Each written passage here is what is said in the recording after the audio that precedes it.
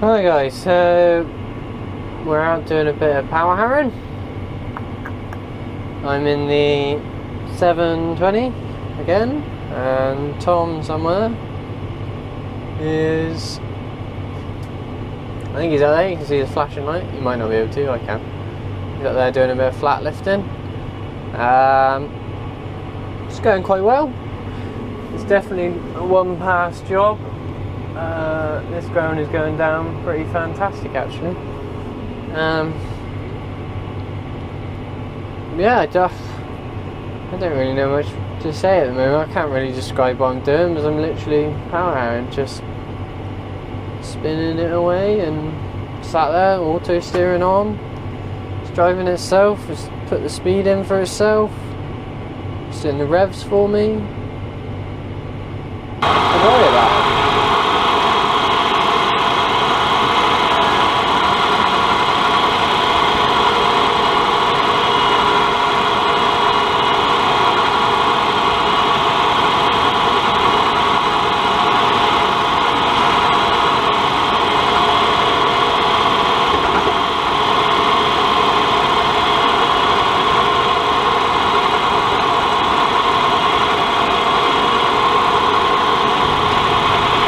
Some people have asked me how much the silage pits have cost to build. I'm not going to tell you now because it would just be sort of guessing. What I'll do is I'll wait until all of the bills and things to come back from the concrete panels, the steel, the concrete for the floor, and the contractor's fees, and I'll add them all up and I'll tell you how much it cost us to build the silage pits. I won't say to the pence. I'll round it to the nearest sort of 100. But yeah, no, the silage pits are all done, which is fantastic. What's going on up here? He's stopped. He's not in his seat. What's he doing?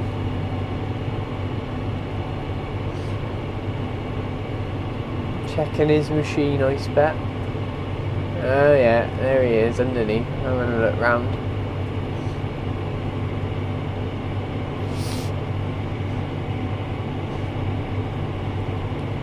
Might pop over and see if he's alright in a minute.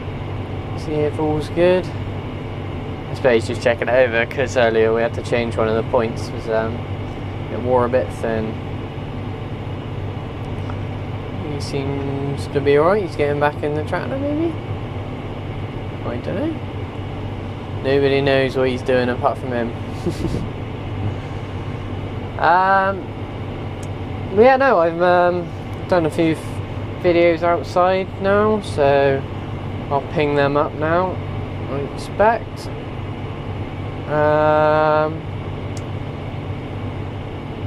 Yeah, I think actually screw it. I'm going to put them up now. Right, so over to field cam.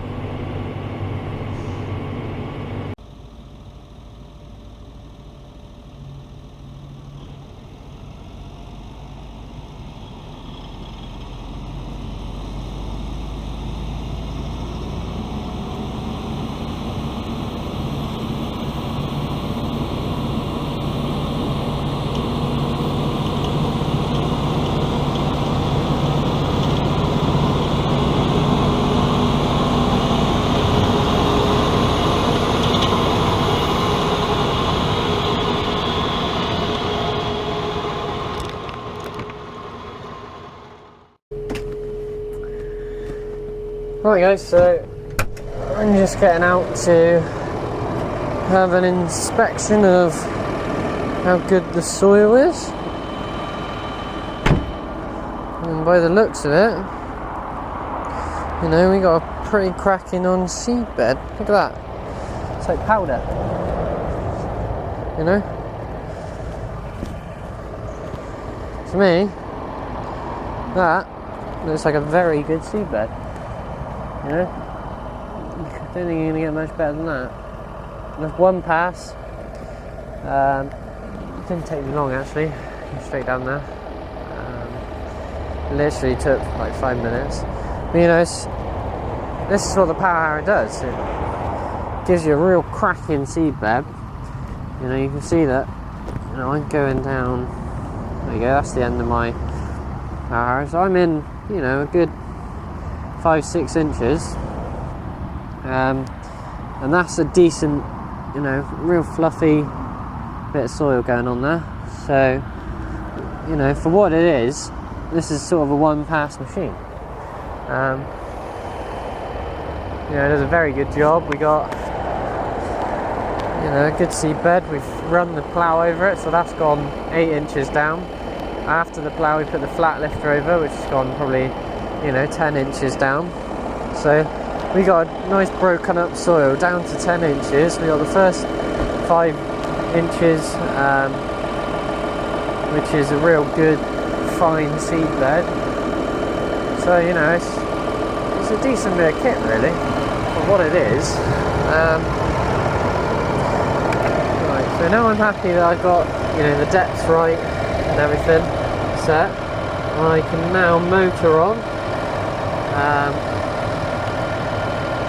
Just gonna keep an eye on it for this one run, real close eye, and then after it's more of just sort of inspecting it as it goes through the field really.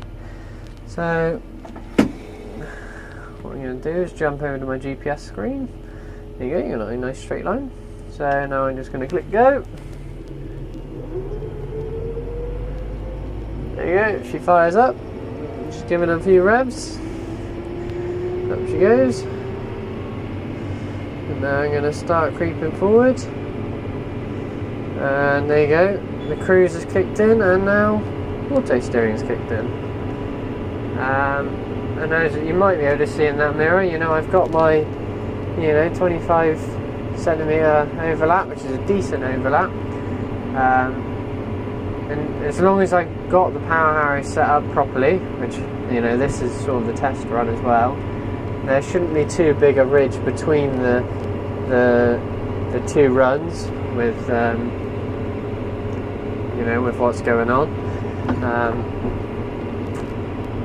Down here there might be, but that's because there's quite a few big uneven ruts going on here. Like you can see ahead, there's a big rut which is probably a foot deep.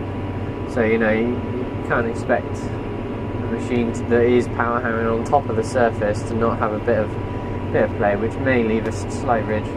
But looking at it, yeah, there you go, you've got a big ridge there, but that's something I expected down here. Once we're through this big powering rut bit, I can imagine that it will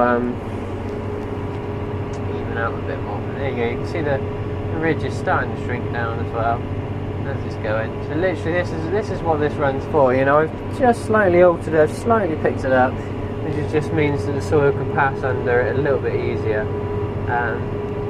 You know, it's not going to make a huge difference to the depth. It's still going to be giving you, you know, that sort of 4 or 5 inches of high quality seed bed. But you know, other than that, it's you know, it does a good job. This is a people are asking, this is a 5 metre Powerharrow. Someone was saying the other day it looks like a 4 metre one, but I can assure you this is definitely a 5 metre one. And my GPS is set at 5 metres, and you know, I'm not too far off. Here we go. Once we get a bit further up here into the more even flat lifted ground, I suppose this is where Tom had a jam. He hasn't quite had time to recover, but at the moment he had to go back, take the tractor back to go do the feeding. This is sort of why we want another tractor, so we don't have to stop doing the feeding. So it's back, put the mic in place. Yeah, no, it's going alright so far. I'll just do a little bit of alterations to it after I've gone through this rough ruts, because I'm sort of trying to flatten them out, and then I can really sort of fine tune the Powerharrow a bit better. just so you can sort of see, you know, roughly the final product of what it's going to be like. But you know, that is definitely a high quality seed bed.